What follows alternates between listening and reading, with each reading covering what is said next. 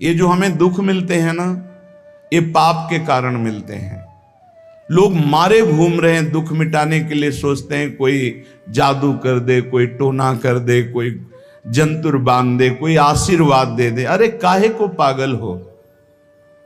यदि तुम अच्छे आचरण करते हो, भगवान नाम जप करते हो, सद धर्म से चलते हो, तो तुम्हें किसी से आशीर्वाद मांगने की जरूरत नहीं। बात मान लीजिए, प्रार्थना मान लीजिए। दिखावे में लाखों लोग अपने जीवन को नष्ट करने के लिए तैयार हैं। ये माया का ही तो दिखावा है जिसमें जन्म के जन्म हमारे नष्ट होते जा रहे हैं। सत्य मार्ग को क्यों नहीं पकड़ते हो? किसी के आशीर्वाद की जरूरत नहीं आपको आनंद प्राप्ति के लिए। आप आनंद के बच्चा हो, आनंद स्वरूप हो। जिनसे आशीर्वाद मांगते हो उनके अंदर जो आत्म तत्व बैठा है वो तुम्हारे अंदर बैठा है। वही संपूर्ण आनंद लिए तुम्हारे अंदर बैठा है। तुम्हें किसी से गिगियाने की जरूरत नहीं। बस तुम अपने स्वरूप को नहीं पहचान पा रहे हो, अपनी शक्ति को जागृत नहीं कर पा रहे हो, इसलिए तुम दौड़े घूम रहे हो। भागने की जरूरत नहीं है। सत्संग सुनो, उसे अपने आचरण में उतारो। ये बात आप कागज में लिख लो, चाहे दिमाग में लिख लो। जब तक आपके आचरण शुद्ध नहीं होंगे, जब तक आप भजन नहीं करोगे, जब तक आप दूसरों को सुख नहीं दोगे, मन वचन कर्म से किसी को भी दुख नहीं पहुंचाना, तब तक आप भागे। और यहां से लेकर ब्रह्मलोक तक अगर आपको सुख मिल जाए तो बता देना। आ ब्रह्म भुवनान लोकान पुनरावर्तिनो, अर्जुन यहां सुख मिलने वाला है। आ ब्रह्म स्तंभ पर्यंतम सर्वम मायामयम जगत, यहां सुख मिलने वाला है। अगर सुख सिंधु भगवान का भजन नहीं करेंगे, बैठ के अपने घर में बैठकर आधा घंटा भजन नहीं करेंगे, मारे घूम रहे हैं, सोच रहे हैं ये भगवान का अवतार है, हमारा कल्याण हो जाएगा। ए भाई, जब भगवान वास्तविक अवतार लिए और जो भजन नहीं किए उनका भी कल्याण नहीं हुआ। भगवान के अवतार के समय हम भी रहे होंगे कहीं ना कहीं, किसी जीव जंतु के रूप, कल्याण हुआ क्या? अब भजन करोगे तो कल्याण हो जाएगा। हमारी बात मान लो।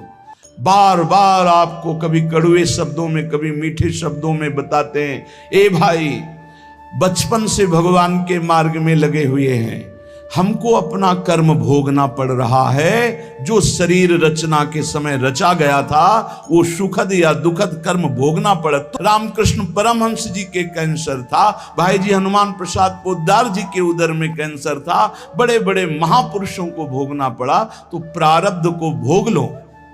ये भोगने की सामर्थ्य नाम जप से आ जाएगी, और नाम जप करके जन्म मरण के चक्र से मुक्त हो जाओ। मान लो मेरी बात।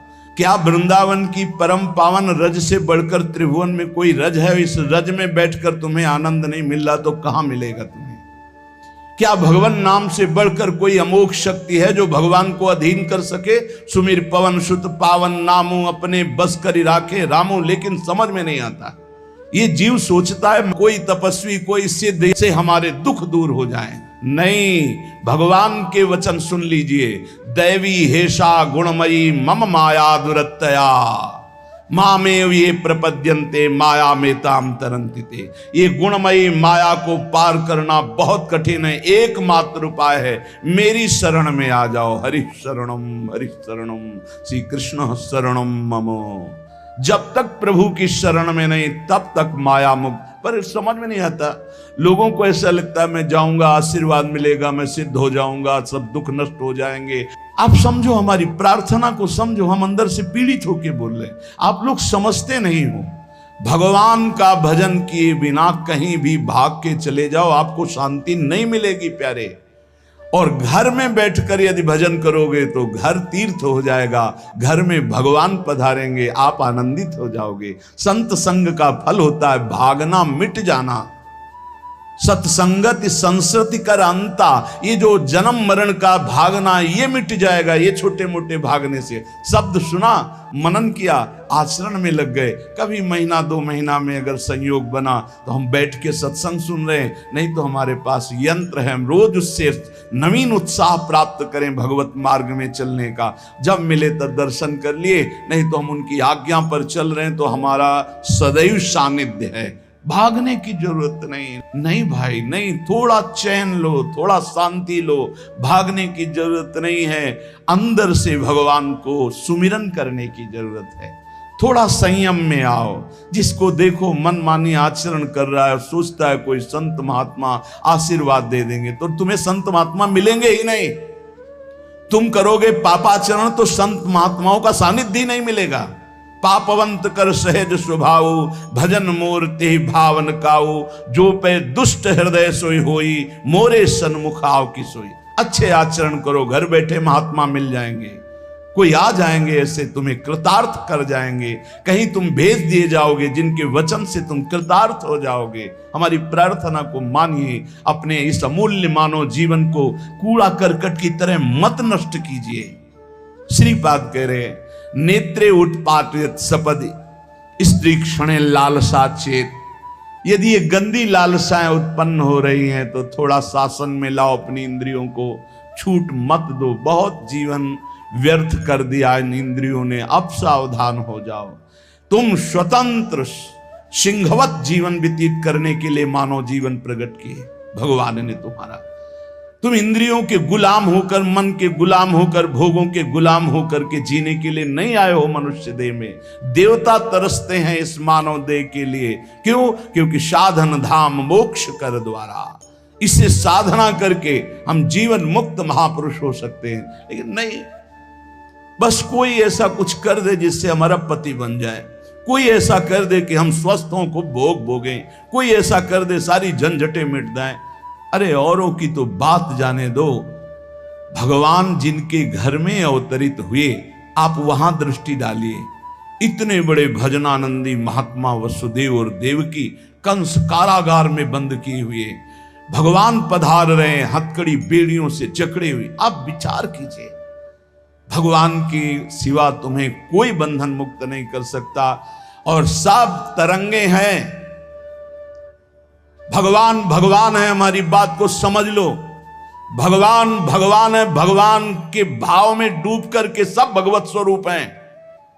तरंग में वायु विकार है, वायु विकार हटा तो समुद्र ही है। पर इतना भेद है कि समुद्र करोड़ों अनंत तरंगे प्रकट कर सकता है, लेकिन एक तरंग समुद्र नहीं प्रकट कर सकती। ऐसे ही जितने महापुरुष हैं, जितने सिद्ध महापुरुष हुए, भक्त हो चाहे ज्ञानी हो चाहे योगी हो, वो माया विकार को नष्ट करके ब्रह्म रूप में लीन हो गए, तो ब्रह्म स्वरूप वो भी हो गए। ब्रह्मविद ब्रह्म ही भवति। लेकिन ब्रह्म तो ब्रह्म है, जिसने एक संकल्प मात्र से अनंत सृष्टि का सृजन कर दिया, उसकी समानता करने वाला त्रिभुवन में कोई नहीं है।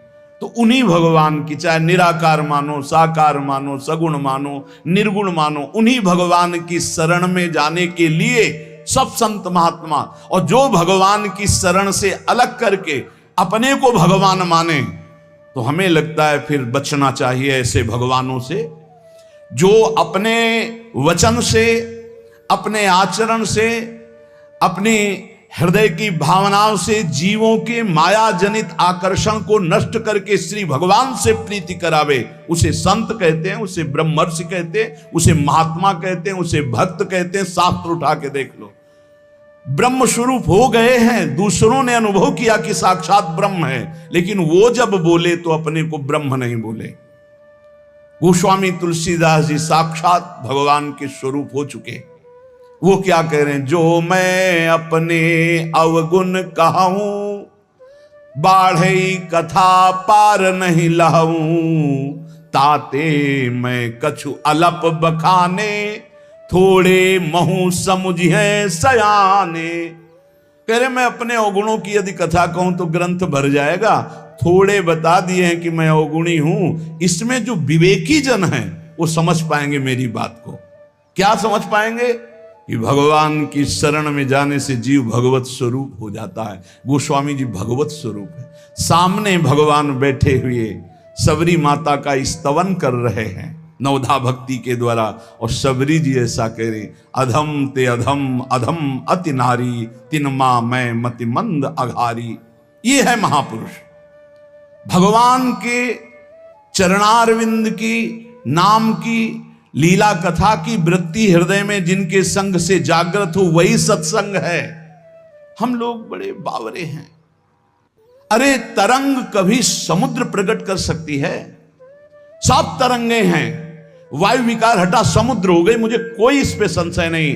बूंद अलग है तो बूंद है, और समुद्र में गिर गई तो समुद्र है, लेकिन बूंद समुद्र नहीं प्रकट कर सकती। ऐसी करोड़ों अनंत बूंदे समुद्र से, लहरों से ऐसे उठती रहती है। उनका नाम भगवान है, जिनसे अनंत महात्मा, अनंत ब्रह्म ऋषि, अनंत ब्रह्मांड सृजन, उन भगवान की शरण में जाने से इस माया से मुक्ति होती है। साहब समझ नहीं पा रहे। अरे जिनका नाम जप कर, जिनका चिंतन करके, जिनके आश्रय से जीव ब्रह्ममय हो जाता है, भगवत स्वरूप हो जाता है, वही तुम्हें करना है। यही सत्संग से प्राप्त होता है। अगर ये ना प्राप्त हो तो सत्संग नहीं है, वो कहीं ना कहीं घुमा करके हमको भटकाया जा रहा है। भगवान भगवान है, वही सबके हृदय में है। जो हृदयस्थ भगवान में तन्मय हो गया, उसमें और भगवान में अंतर नहीं, बिल्कुल मुझे संशय नहीं। पर भगवान भगवान हैं, इतना समझना पड़ेगा। उनके स्थान में कोई नहीं है, उनके समान कोई नहीं है, फिर उनसे बड़ा कौन हो सकता है? ये भोले भाले जीव समझते नहीं, भागे घूम रहे। उन्हीं भगवान का नाम जप करो, चीख चीख के कहते हर प्रश्न का उत्तर नाम है। अगर नाम जप करके देखो तो प्रश्न ही नहीं रह जाएगा, सब समाधान हो जाएंगे। और भागे घूमे तो कभी प्रश्न की कभी शांति नहीं होगी, संशय पर संशय उठता चला जाएगा। श्रीपाद कह रहे हैं, यदि हमारी इंद्रियां कुमार्गगामी हो रही तो हमें शासन में लेना चाहिए। शासन में नहीं लोगे तो शासन तुम्हें शासन में ले लेगा। 2 शासन है, एक है राष्ट्रीय शासन, एक है भागवतिक शासन। भागवतिक शासन जब लेगा तो फिर कोई बचा नहीं सकता, इसलिए अभी अवसर है, निकल चलो, निकल चलो। भागने की कहीं जरूरत नहीं, किसी से आशीर्वाद नहीं मिलेगा। कब होगा? हम कह रहे राधा राधा जपो, अगर कल्याण ना हो जाए तो हमें बता देना। भगवान अर्जुन से क्या कह रहे हैं? सामने अर्जुन जी खड़े हैं, कह रहे तुम मुझे तभी अनुभव कर पाओगे जब अनन्य चेता सततम यो माम स्मृति नित्य सा तस्याम सुलभा पार्थ। सामने खड़े हो, कह रहे सुलभ नहीं हूं मैं, सुलभ उनके लिए हूं जो मेरा अनन्य भजन करते हैं, अनन्य चिंतन कर। पकड़ी नहीं पा रहे, लाख सत्संग सुन रहे, पकड़ी नहीं पा रहे। बिल्कुल नहीं, ऐसे नहीं हो। थोड़ा विवेकवान हो, मनुष्य जीवन मिला है। ऐसा नहीं कि कोई तुम्हें प्रलोभन दे दे तो हम तुम्हारे रोग नष्ट कर देंगे, हम तुम्हें सिद्ध कर देंगे, हम तुम्हें धनी बना देंगे। हम कहते हैं कि हो सकता है 1000 जाते उनमें से 100 लोग ठीक हो गए हों। कैसे? पूर्व का पुण्य 100 का तुक्का लगा और ठीक हो गए। वो कहते हैं कि मैं कसम खा के कहता हूं मैं ठीक हो गया हूं। हम बिल्कुल 100% मानते ठीक हो गए, लेकिन उसके प्रताप से नहीं, आप अपने पुण्य प्रताप से ठीक हो गए। आपके ठीक होने का समय आ गया है, इसलिए आपका तुक्का लगा, आप गए, यश उसको मिल गया और आपका काम बन गया। हमारी बात को समझो। अपने लोग बहुत शास्त्र सम्मत, बहुत उसको सुलझ कर भगवत मार्ग को चल करके आपको बोल रहे हैं। अगर इन कर्मों को मिटाने के लिए जो हमारे शास्त्र बने हुए हैं उनके सिद्धांत के अनुसार चला जाए तो मिटा दिया जाएगा। लेकिन जब मिटाने की सामर्थ्य आती है तब लगता है अब इसको रख के क्या करेंगे, हमारे को तो प्रभु के पास जाना है, हमें तो दिव्य भाव देह प्राप्त है, हमें अपने स्वामी, अब इस शरीर का क्या करेंगे। तो जैसे सांप अपनी केचुल से संबंध नहीं रखता, ऐसे महापुरुष अपने शरीर से संबंध नहीं रखते। आप हमारी बात को समझ नहीं पा रहे, भटकते घूम रहे, मारे घूम रहे, क्लेश, अशांति, नाना प्रकार के दुख। अरे भाई, भगवान की शरणागति प्रतिपल परमानंद प्रदान करती है। क्यों नहीं शरण में हो जाते? क्या तुम्हारा पांच भौतिक देह नहीं? क्या हमारा पांच भौतिक देह नहीं? क्या तुम भगवान के अंश नहीं? क्या हम भगवान के अंश नहीं? अंतर क्या है? तुम संसार का चिंतन करते हो, भगवान का चिंतन करते हैं, तो क्या तुम भगवान का चिंतन करके नहीं बन सकते महापुरुष? क्या तुम स्वयं ऐसी शक्तियों को जागृत नहीं कर सकते? तुम सो रहे हो, जागो, भागने की जरूरत नहीं। ये जो गलत इंद्रियां जा रही, इन इंद्रियों को रोकिए, भगवान की तरफ लगाइए। नहीं लगाओगे तो कहीं भाग के चले जाओ, धोखा ही मिलेगा, तुम्हें शांति नहीं मिल सकती, तुम्हें विश्राम नहीं मिल सकता, तुम सुखी नहीं हो सकते। इन बातों को लिख लो और पूरे विश्व में घूम के चले आओ, चाहे जहां चले जाओ, कुछ नहीं होने वाला। मारे मारे केवल घूमते रहो, समय बर्बाद करते रहो। वही समय एकांत में बैठकर राम कृष्ण हरि बोलो, राधा बोलो, अभी आनंद आ जाएगा। हम ये नहीं कहते कि तुम करोड़पति बन जाओगे, तुम्हारे सारे काम बन जाएंगे, लेकिन हम ये कहते हैं कि तुम्हारा हृदय शांत हो जाएगा, तुम्हारा भागम भाग मिट जाएगा, तुम एक गंभीर हो जाओगे, धैर्यवान हो जाओगे, तुम लड़ना सीख जाओगे दुखों से, तुम सुखों से भूल करके पापाचरण कर बैठे हो, दुखों में इतना तुम हो जाते हो कि अपने जीवन को भी नष्ट करने की सोच। ये सब भगवत विमुख जीव का लक्षण है। भगवत सन्मुख होने पर सुखों में दूसरों को बांटा जाता है और दुख में सहकर भगवान के नाम का स्मरण करते हुए उस दुख के समय को काटा जाता है। समझते नहीं।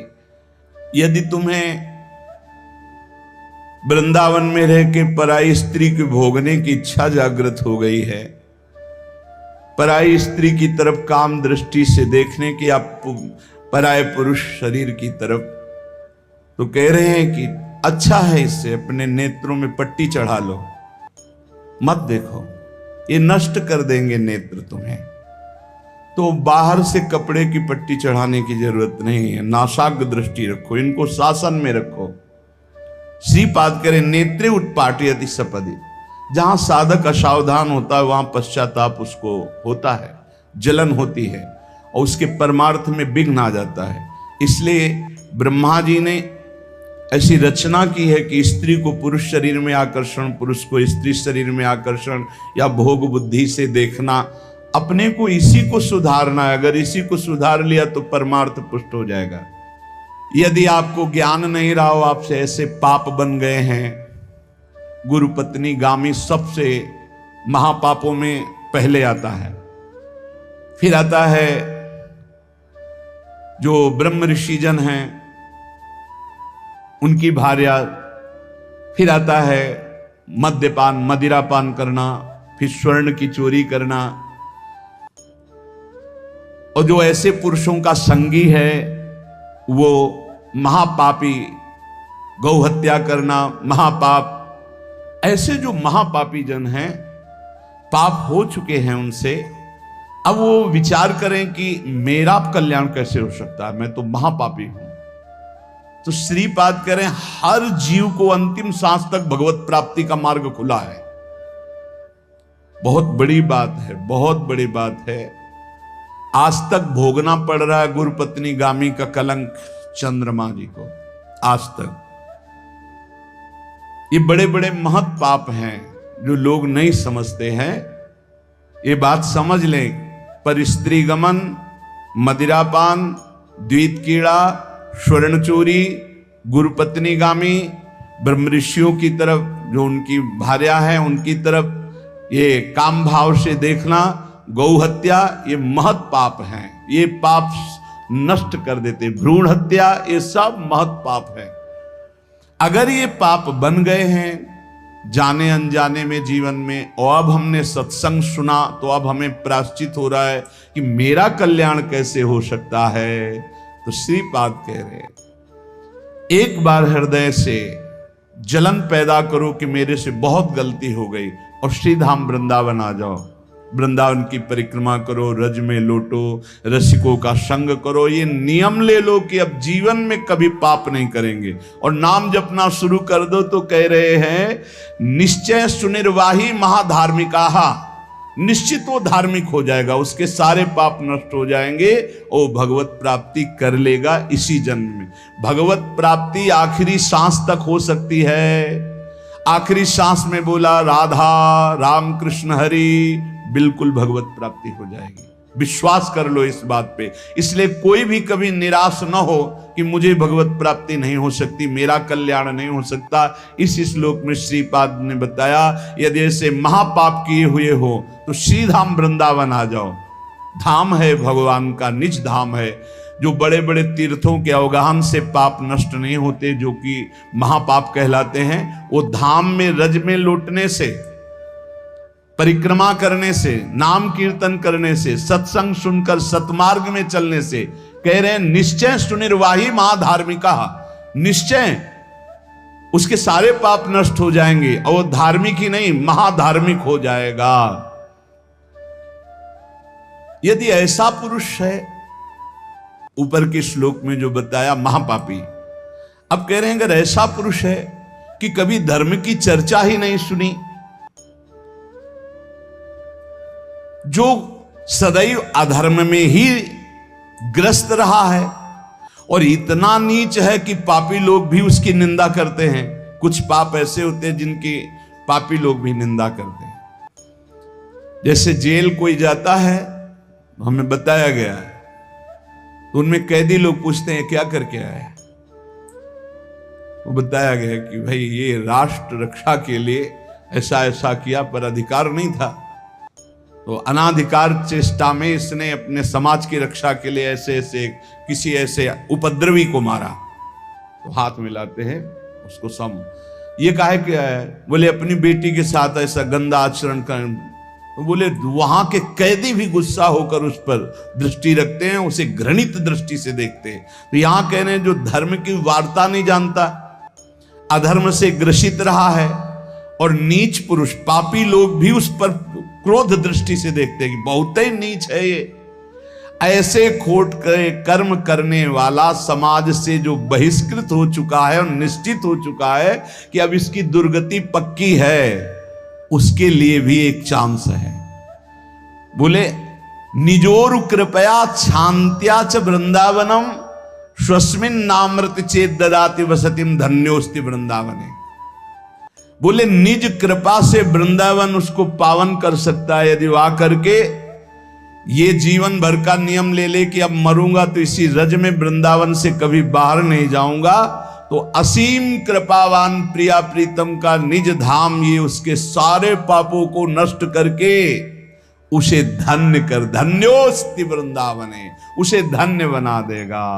पहले में महापापों का वर्णन किया, दूसरे में नीच आचरण करने वाला अधर्मी जो सबसे ज्यादा तिरस्कृत है, वो भी अगर श्रीधाम वृंदावन में आमरण वास स्वीकार कर ले कि अब वृंदावन, वैसे तो मैं बहुत पापी नीच हूं पर अब वृंदावन को नहीं छोड़ सकता, आजीवन वृंदावन वास करूंगा चाहे जितना कष्ट मिले, तो श्रीपाद कह रहे हैं चेत ददाति वसतिम धन्योस्ति वृंदावने। वो वृंदावन वास स्वीकार करने के कारण वृंदावन की कृपा से निष्पाप होकर धन्योस्ति, धन्य हो जाएगा, अर्थात उसको भी भगवत प्राप्ति हो जाएगी। देखो जब आनंद मिलेगा तब मन पंगु हो जाएगा।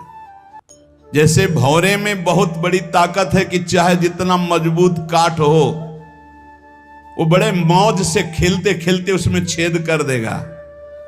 जब कमल की पराग वृत्ति में वो पहुंचता है तो थोड़ा सा भी पराग को धक्का न लगे, शांत होकर बैठ जाता है, चाहे जीवन खोना पड़े वो कमल की पंखुड़ी को नहीं काटता। ऐसे उदाहरण दे रहे, ऐसे ही तुम्हारा मन तब तक उद्दंडता करता रहेगा जब तक भगवत सुख नहीं मिलेगा, और जिस दिन इसे आनंद मिला भगवत आनंद, ये बैठ जाएगा, इसका अस्तित्व खत्म हो जाएगा, ये बैठ जाए। निज सुख बिन मन होई कि थीरा, बिना आत्मानंद का अनुभव मिले मन स्थिर नहीं होगा, शांत नहीं होगा, विश्राम नहीं पाएगा। भौरे का दृष्टांत देकर के मन को समझा रहे कि मन भौरा है, भटक रहा है विविध भोगों में, बड़ा मजबूत है, बलशाली है, लेकिन ये तभी निर्बल बनेगा जैसे भौरा कमल में आ जाता है तो वहां अपना बल खो देता है। ऐसे ही श्री हरि चरणारविंद, हरि नाम, भगवद आश्रय, भगवत भक्ति, इसी में मन आनंद को प्राप्त होगा। तो आपको कहीं भागने की जरूरत नहीं। आपने सुना कि जंगल में भागने से क्या होगा, जल पीने से क्या होगा, फलाहार रहने से क्या, शांति से अपने घर को ठाकुर जी का मंदिर मान लो, खूब नाम कीर्तन करो, भगवत चर्चा करो, भगवान का सुमिरन करते हुए जीवन व्यतीत करो, इधर भी सुखी परलोक में भी सुखी। किसी से आशीर्वाद मांगने की जरूरत नहीं, दौड़ने भागने की जरूरत नहीं, हाहाकार मचाने की जरूरत। ये बहुत आनंद का जीवन है मानो दे। बस सुलझ जाओ, शांत हो जाओ, जहां तुम हो वहीं सब ठीक है। जो मिल जाए, रूखा सूखा फल है, अन्न है, जल है, जो मिल जाए, प्राण पोषण करो, भगवान का चिंतन करो, सद आचरण करो, बड़ा आनंद में जीवन होगा। लेकिन आनंद से जीने के लिए असद आचरण करते हो, पापाचरण करते हो, आनंद की खोज में। कहां पापाचरण में आनंद है? इसलिए सद आचरण में आ जाओ, भगवद आश्रित हो जाओ, खूब नाम जप करो। भगवान मंगल भवन है, इस गेम से निकाल देंगे। बहुत बड़ा एक गेम है, बहुत बड़ा गेम है। जीतते जीतते हार जाओ, हारते हारते जीत जाओ। तो हम तो जीत गए। नागरी दास ही जन्म जितायो, बलिहारी बलिहारी हमारी सबही बात सुधारी। कृपा करी श्री कुंज बिहारी, अर्षि कुंज बिहारी हमारी सबही बात सुधारी। लाखों अपने वृंदावन मां, बस खास बात बल गई। नहीं, आप क्या समझते हो? हाहाकार मचा हुआ, तांडव मचा हुआ माया का। ये तो धाम है, इसके प्रभाव से आप बिल्कुल शांत आनंदमय हो। धूल भरी आंधी दूर से निकल रही। नहीं तो आप संसार में देखो, सतोगुण रजोगुण तमोगुण 3 गुण है। सतोगुण तो कहीं कहीं नहीं, रजो और तमो की तांडव वृत्ति मची हुई है। जहां कहीं भगवत चर्चा, भगवत नाम कीर्तन, भगवत गुण, बहुत विक्षेप माया डालती है। इसलिए खूब नाम जप करो, इसी जन्म में भगवत प्राप्ति कर लो, दोबारा इस कलयुग में जन्म ना हो। पक्का ऐसा भजन करो कि आगे अब देखते जाओ। अरे भाई, बड़ा आश्चर्यमय समय, बड़ा आश्चर्यमय समय है। अभी तो कुछ है नहीं, अभी तो बबुआ है कलयुग। घुटने के बल चल रहा है, थोड़ा खड़ा होने दो, फिर ताल ठोकने दो। 4,32,000, अभी तो 32,000 नहीं पूरे हुए, थोड़ा 1,00,000 1.5 लाख पूरे होने दो, फिर इसका अब है, उसका अपना राज्य है। इसलिए कलयुग के दोषों से बचने के लिए, माया के प्रभाव से मुक्त होने के लिए, समस्त दुखों का नाश करने के लिए समर्थ है भगवान नाम। खूब नाम जप करो, नाम कीर्तन करो, भगवत चर्चा करो, इसके सिवा कोई उपाय नहीं है। जहां और कुछ उपाय बताया जाए तो भटकाव है। हमारी प्रार्थना मान लीजिए, निस्वार्थ बात आपसे कह रहे हैं, आपके मंगल के लिए कह रहे हैं, शास्त्र सम्मत कह रहे हैं। पहले से भगवान व्यासदेव जी ने लिख दिया है, कृतयुगे ध्यायते विष्णु त्रेतायाम यजते मखई द्वापरै परिचर्यायाम कलौ तद्धरि कीर्तनात्। कलौ नास्तेव नास्तेव गतिरन्यथा। कलयुग में कोई और गति और गति और गति नहीं है। हरे नाम हरे नाम हरे नाम केवलम, केवल हरि का नाम, केवल भगवान नाम है। इसलिए खूब नाम कीर्तन, नाम जप, भगवत चर्चा, जीवन सार्थक। शेष चर्चा आगे। श्री राधा वल्लभ लाल।